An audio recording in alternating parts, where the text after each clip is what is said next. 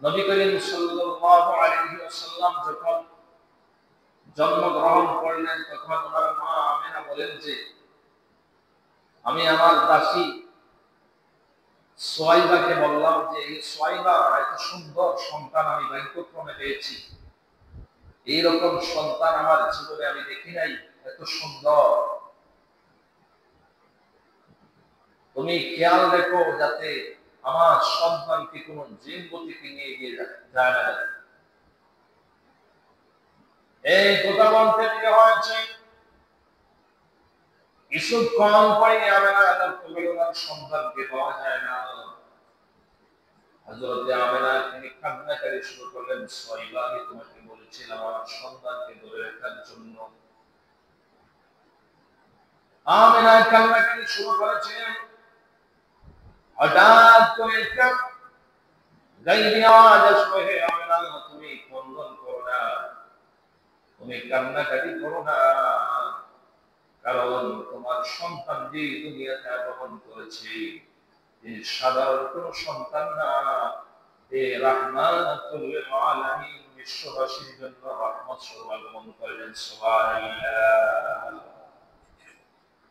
তিনি আমার বন্ধু, তিনি যে দুনিয়াতে আগমন করেছেন অনেক মাখলুকাত আমার কাছে দরখাস্ত করে যে অনেক ফেরেশতারা দরখাস্ত করেছে, প্রভু হে তোমার বন্ধু যখন দুনিয়াতে আগমন করেছে একটা নজর আমাদেরকে দেখানোর সুযোগ করে দাও। হে আমেনা তুমি ক্রন্দন করো না, আমি ফিরিস্তার কোলে উঠাইয়া রহমতের ফিরিস্তার কোলে উঠাইয়া আমি পূর্ব থেকে পাশ্চাত্য পর্যন্ত সীমাল থেকে মাগরিব পর্যন্ত আমি যাদের দরখাস্ত মঞ্জুর করেছিলাম তাদেরকে একটা নজর দেখাইয়া তোমার সন্তানকে তোমার কোলে ফিরিয়ে দিব। সুবহানাল্লাহ। তখন নবীজির মা আমেনা তিনি শান্ত হয়ে গেলেন। ঠিকই কিছুক্ষণ পরে শিশু মুহাম্মদ সাল্লাল্লাহু আলাইহি ওয়াসাল্লামকে ফিরিয়ে দেওয়া হলো। তখন আমেনা শান্ত হয়ে গেলেন। সর্বপ্রথম যে দুধ পান করেছিলেন আবু লাহাবের দাসী, তার নাম হল সোয়াইবা, ওনার দুধ নবী পান করেছিলেন। নবী করিম সাল্লাল্লাহু আলাইহি ওয়াসাল্লামের মা 7 দিনের দিন 7ম দিনে নবীর নাম রেখেছেন মুহাম্মদ। মুহাম্মদ শব্দের অর্থ প্রশংসিত। এজন্য নবীজির মা নাম রেখেছেন কি মুহাম্মদ। দাদা আব্দুল মুত্তালিব নাম রেখেছেন আহমদ। এই দুই নামটাই ইতিহাসের মধ্যে পাওয়া যায়, অর্থাৎ কোরআন শরীফের মধ্যে আছে দুইটা নাম, একটা নাম হলো মুহাম্মদ আর একটা নাম হলো আহমদ। সুবহানাল্লাহ। কোরআন শরীফে এই দুইটা নামই নবীজির আছে। আরবের একটা তাদের সুযোগ ছিল যে কিছুদিন যাওয়ার পরে যখন সন্তান জন্মগ্রহণ হতো তখন তারা গ্রামের মধ্যে তাদের সন্তানদেরকে দাত্রী মহিলাদের কাছে অর্থের বিনিময়ে তারা দিয়ে দিত, যাতে গ্রামের আবহাওয়ার পরিবেশ থেকে স্বাস্থ্যসম্মত ঠিক থাকে সন্তানের। কারণ আরব এই যে মক্কা নগরী সেটা তো ছিল, সেটা মক্কা নগরী ছিল এই মরুভূমি এলাকা। তখন তারা তাদের আরবে আমি দেখত লোকরা চিন্তা করত, তারা তাদের বংশের লোকরা চিন্তা করত যে যদি লোকালয়ে যেখানে গ্রামে পরিবেশ আছে গাছ-গাছালি আছে সেখানে যদি কাটানো হয় তাহলে বাচ্চারা সুস্থভাবে তারা দুধ পান করতে পারবে, তাদের পরিবেশ স্বাস্থ্যসম্মত থাকবে। এই জন্য তারা দাত্রী মহিলাদেরকে নিযুক্ত করত কিছু টাকা পয়সা অর্থের বিনিময়ে 2 বছরের জন্য। এর কিছুদিন পরে সাত গোত্র থেকে কিছু মহিলারা আসলো বলে বলে যে তারা সংবাদ পেল আরবে দাত্রী মহিলাদের হাতে বাচ্চাদেরকে দেওয়া হবে কিছু অর্থের বিনিময়ে, টাকা পয়সার বিনিময়ে।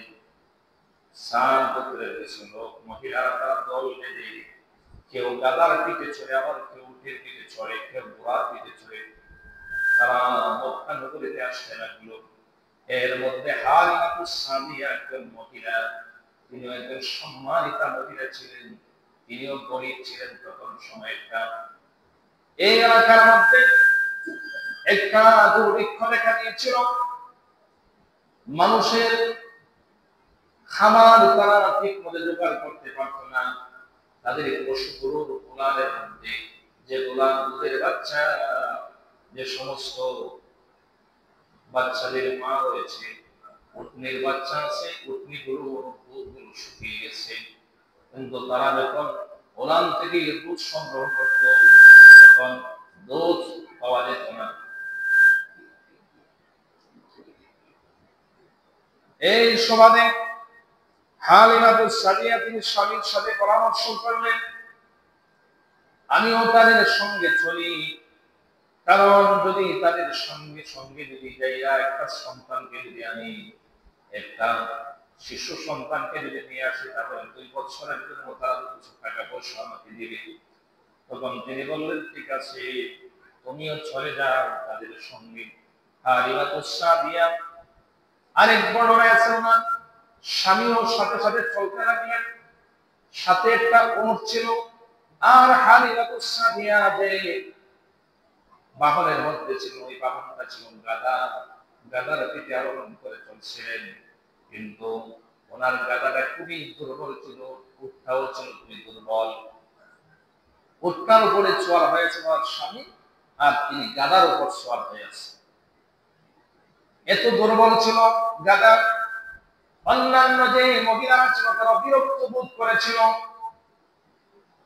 তারা বিরক্ত লেগে গেল, বলল, হ্যাঁ হালিমার, তোমার জন্য আমরা অপেক্ষা করবো, তোমার গাদা তো আমাদের সঙ্গে, আমাদের বাংলার সঙ্গে চলতেই পারছে না। শেষ পর্যন্ত তারা একটু আগে চলে গেল, কারণ ওরা বাহনটা তো দুর্বল, তার গতি নেই, তার কোনো সামনের দিকে আগতে পারতেছে না, এজন্য তারা আগে চলে গেল। তারা চাইনা দেখলো ঠিকই আরবের মধ্যে উৎকর্ষ সন্তানরা আছে। তারা লক্ষ্য করলো যে সন্তানের বাবা আছে, যে সন্তান এর বাবা নবী আছে, তাদেরকে তারা গ্রহণ করলো।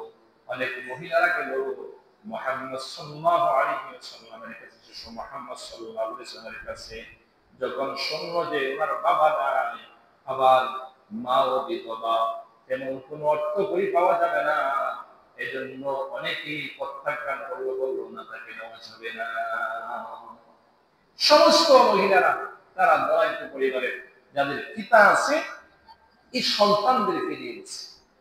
হালিমাতুস সাদিয়া তিনি তো শেষের দিকে গেলেন, যারা দেখলেন যে ওনার পুত্রের মহিলারা সব সন্তানকে পছন্দ মতো নিয়ে নিচ্ছে, মাত্র একটা শিশু সন্তান আছে যার নাম মুহাম্মদ সাল্লাল্লাহু আলাইহি ওয়াসাল্লাম।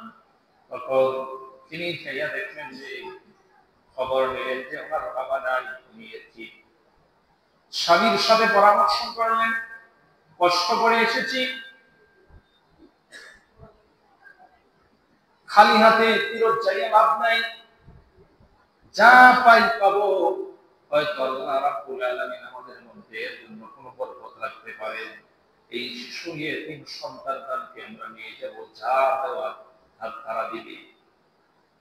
হালিমাতুস সাদিয়া শেষ পর্যন্ত স্বামীর পরামর্শ ক্রমে শিশু মুহাম্মদ সাল্লাল্লাহু আলাইহি ওয়াসাল্লামকে নিয়ে নিলেন। ওইদিকে রাত্রি তারা যাপন করলেন, একদিন তারা আরবের মধ্যে তারা থাকলেন। তখন ওনার স্বামী উঠের কাছে যাইয়া দেখলো অত্যন্ত প্রচন্ড খিদাও পেয়েছে।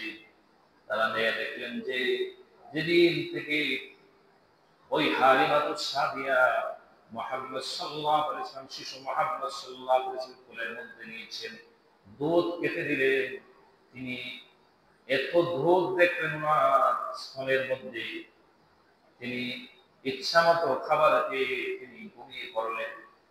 তারাও রাত্রি যাপন করলেন। ওই যে হালিমাতুস সাদিয়ার স্বামী যে উটনি নিয়ে আসছিল, এই উটনিটা বড় শুকনো ছিল, তার উলানের মধ্যে দুধ ছিল না।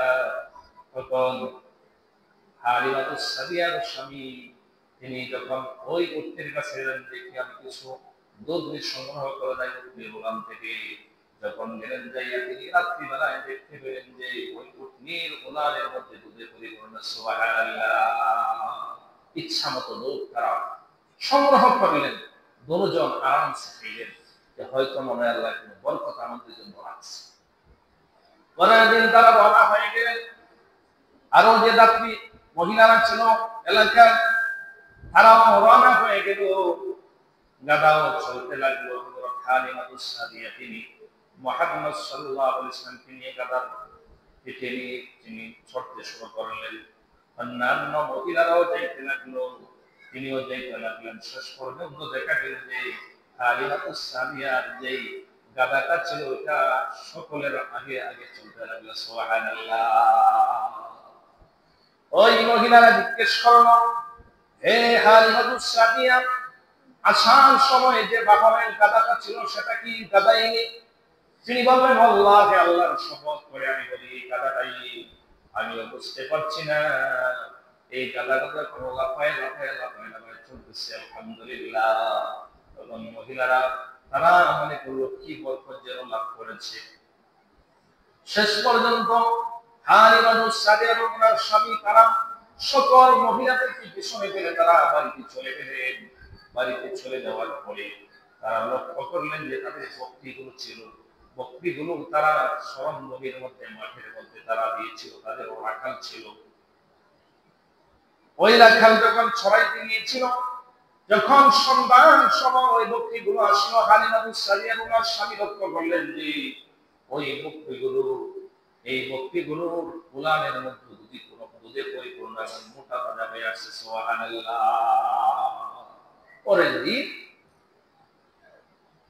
স্বামী স্ত্রীকে বললেন, মনে হয় এই শিশু সন্তানটা কোনো সাধারণ কোন সন্তান না, অসাধারণ সন্তান হবে।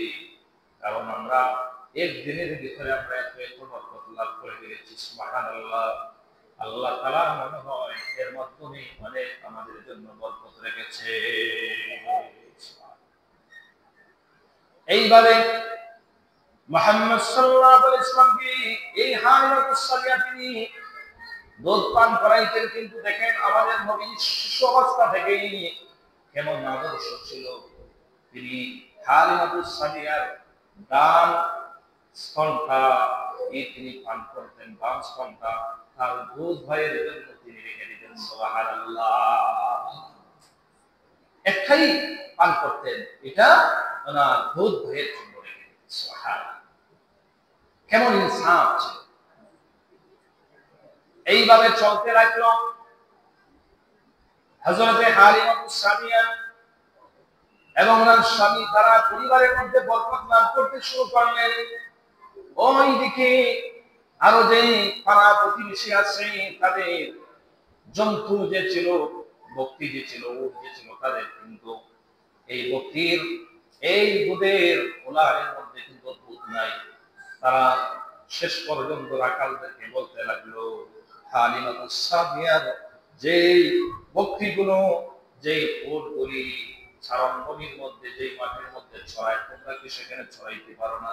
কারণ হালিমাতুস সাদিয়া এই বকরিগুলো যেই মাঠের মধ্যে ছড়ায়, তারা তো পেট ভর্তি করে খাবার খেয়ে সন্ধ্যার সময় ওলানের মধ্যে দুধে পরিপূর্ণ থাকে, তোমরাও সেখানে নিয়ে যাইবা।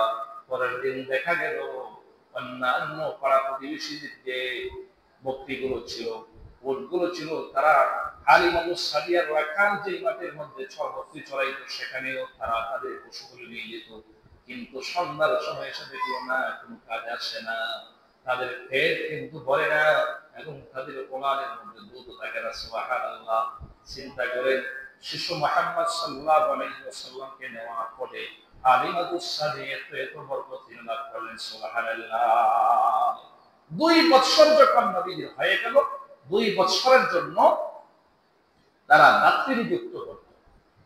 তো হালিমাতুস সাদিয়া এবং তার স্বামী তারা নিয়ে আসলেন আহরের মধ্যে, আপনার সন্তানকে রাখেন। 2 বছর পরে, 2 বছর পূর্তি ছিল, তারা আবার ফিরত এলাকার মধ্যে চলে আসলেন। তখন আরবের মধ্যে একটা কিছু মহামারী ছিল।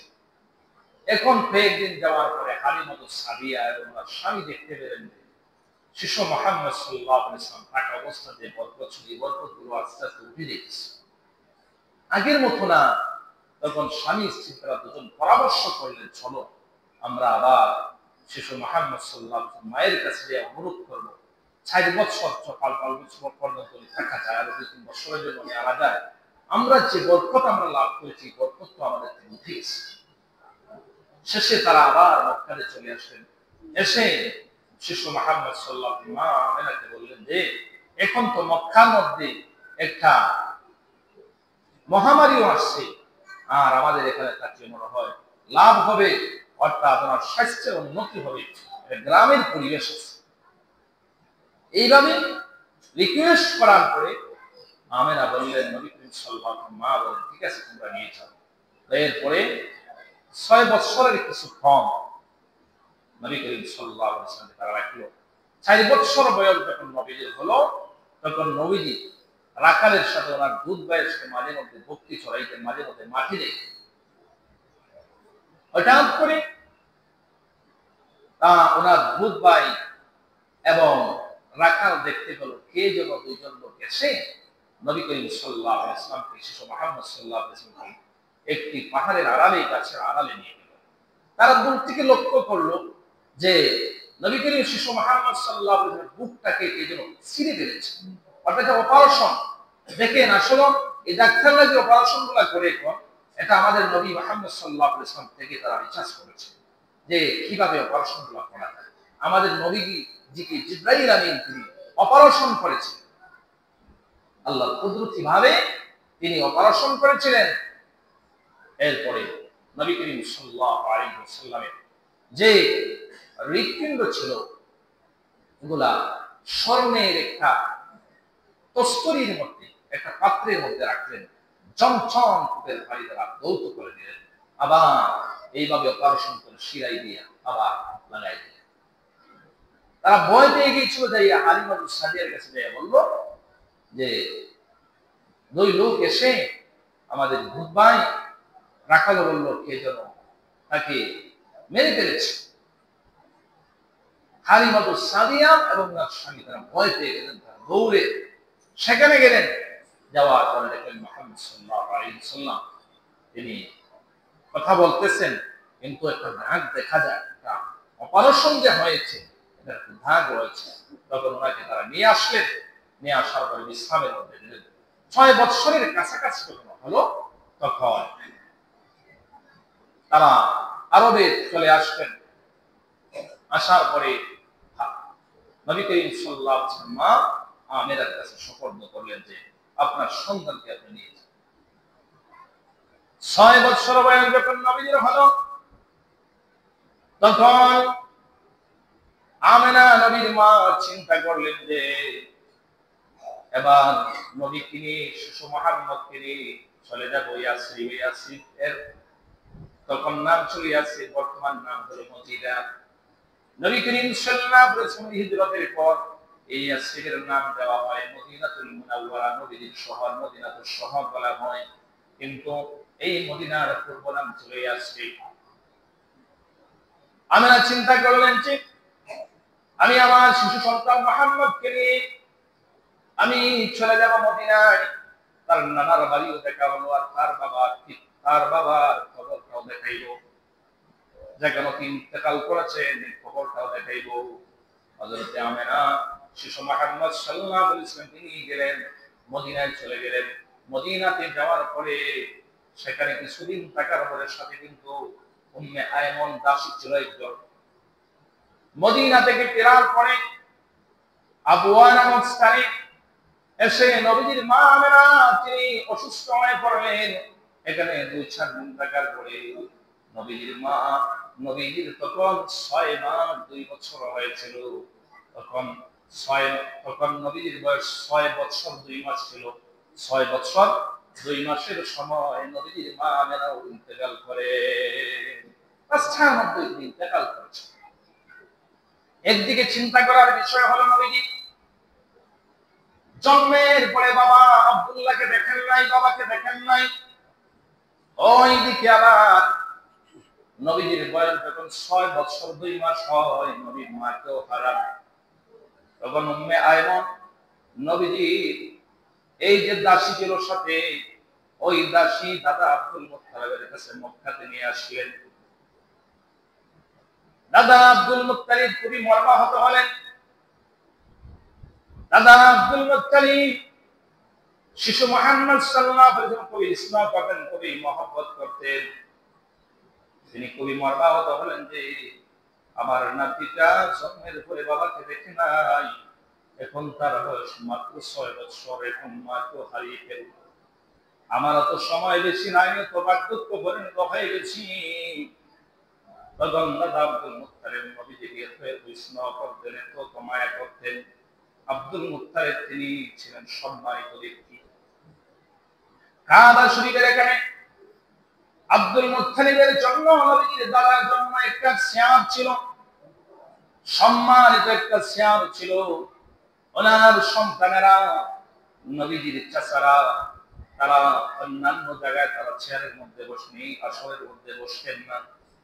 নবী করিম সাল্লাল্লাহু আলাইহি ওয়াসাল্লাম তো ছোট্ট বালক ছিলেন, তিনি মাঝে মধ্যে গিয়ে আব্দুল মুত্তালিবের আসনের মধ্যে বসে পড়তেন। যখন আব্দুল মুত্তালিব থাকতেন না, তাছাড়া সেখান থেকে উঠায় নিয়ে আসতেন না। সেটা হলো আমাদের বাবার সম্মানিত আসন, তুমি এখানে বসতে পারো না। একদিন আব্দুল মুত্তালিব তিনি আসনের মধ্যে বসছেন, ওনার সন্তানেরা অন্যান্য আসনের মধ্যে বসে। নবী করিম সাল্লাল্লাহু আলাইহি ওয়াসাল্লাম তিনি দাদা আব্দুল মুত্তালিবের আসনের মধ্যে বসে পড়লেন। চাচারা চাইলেন যে এখান থেকে ওঠানোর জন্য, দাদা আব্দুল মুত্তালিব বললেন, না না না, আমার এই নাতিটা সাধারণ কোনো নাতি না, আমি আমার নাতির মধ্যে অসাধারণ প্রতিভা দেখতে পাচ্ছি। সুবহানাল্লাহ, তোমরা সেখান থেকে উঠাইবা না। আমার নাতি আমার জীবদ্দশায় যতদিন সেখানে বসতে থাকবে, তোমরা তাকে উঠাইবা না। দেখে নিয়ে তো মহব্বত করতেন দাদা আব্দুল মুত্তালিব। যখন নবীজির বয়স 8 বছর 2 মাস হয়, তখন দাদা আব্দুল মুত্তালিবের অন্তিম সময় বনে আসে। দাদা আব্দুল মুত্তালিব অন্তিম সময় মৃত্যুর পূর্ব মুহূর্তে ওনার ছেলে আবু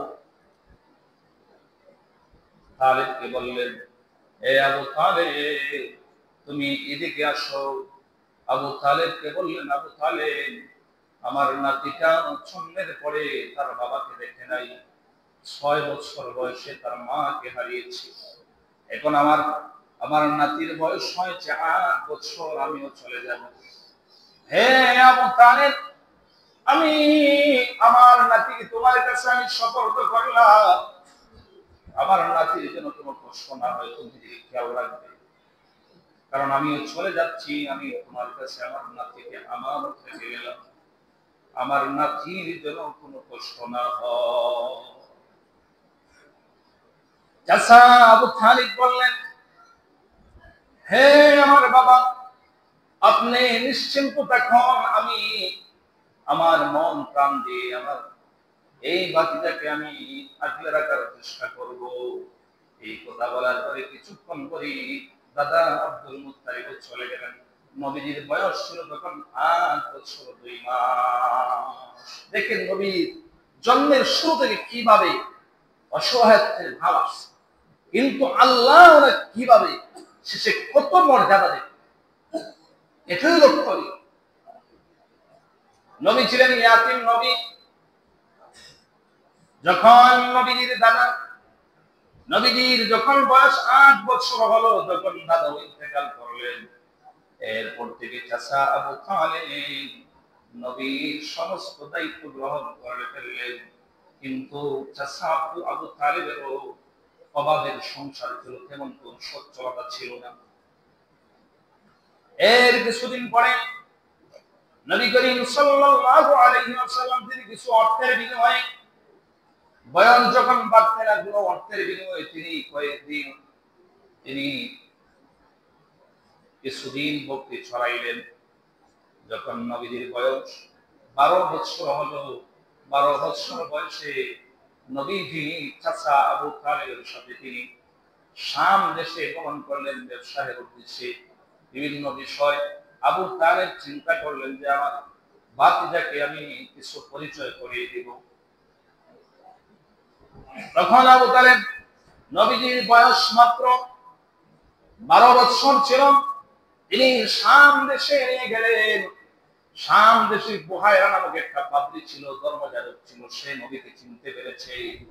নবীর চেহারার দিকে তাকায়া সে বলল, ওই তো রাহমাতুল লিল আলামিন এসেছেন। তিনি তো দুজাহানের সর্দার। নবীকে খুব স্নেহ করলেন। অন্যান্য ব্যবসায়িকরা বলল, আপনি কিভাবে চিনলেন উনি দুজাহানের বাদশা হবেন? উনি যে আখিরি পয়গম্বর হবেন, আপনি কেমনে চিনলেন?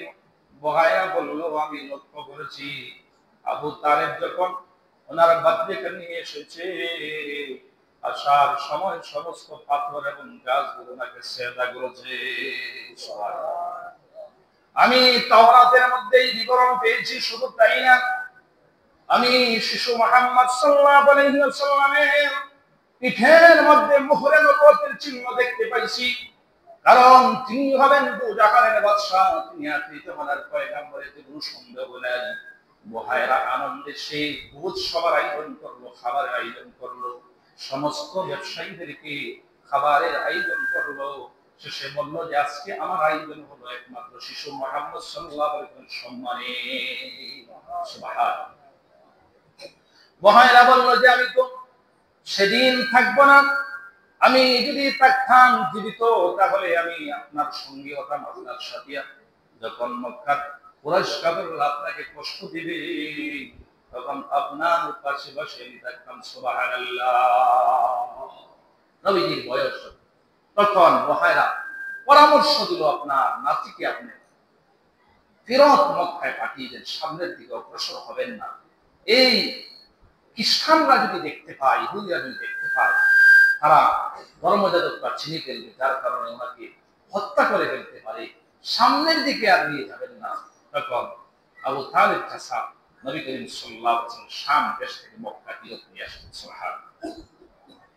এরপরে নবীজির বয়স যখন 15 বছরের পরিণত হলো, নবীর বয়স 15 বছর, তখন আরবের মধ্যে একটা হত্যাকাণ্ড, একটা যুদ্ধ শুরু হয়ে গেল। সেটা হলো ফিজারের যুদ্ধ। এই যুদ্ধের মধ্যে নবী ওনার চাচাদের সাথে থাকলেন। নবী তীর পরিয়ে দিয়েছে। 16 বছর বয়স যখন নবীজির হলো, তখন তিনি একটা কিছু শান্তিকামী যুবকদেরকে নিয়ে হিলকুল ফুজুল নামে একটা সংগঠন করলেন। এই সংগঠনের উদ্দেশ্য থাকবে অত্যাচারী লোকদেরকে সাহায্য করা, যারা জালেম তাদেরকে রুখে দাঁড়ানো, বিভিন্ন অসহায় মানুষদেরকে সহায়তা করা, বিধবাদের পাশে দাঁড়ানো। এই সংগঠনের বিভিন্ন কাজ ছিল। নবী করিম সাল্লাল্লাহু আলাইহি ওয়াসাল্লাম তিনি এই হিলকুল ফুজুল সংগঠনের মাধ্যমে শান্তিকামী যুবকদেরকে নিয়ে আর কোন যুদ্ধ বিগ্রহ যাতে না হয়, অন্যায় অনাচার যাতে না হয়, এগুলা তিনি রুখে দেওয়ার চেষ্টা করেছেন। নবী করিম সাল্লাল্লাহু আলাইহি ওয়াসাল্লামের বয়স যখন প্রায় 25-এর কাছাকাছি, তখন নবীজি ব্যবসায়ের উদ্দেশ্যে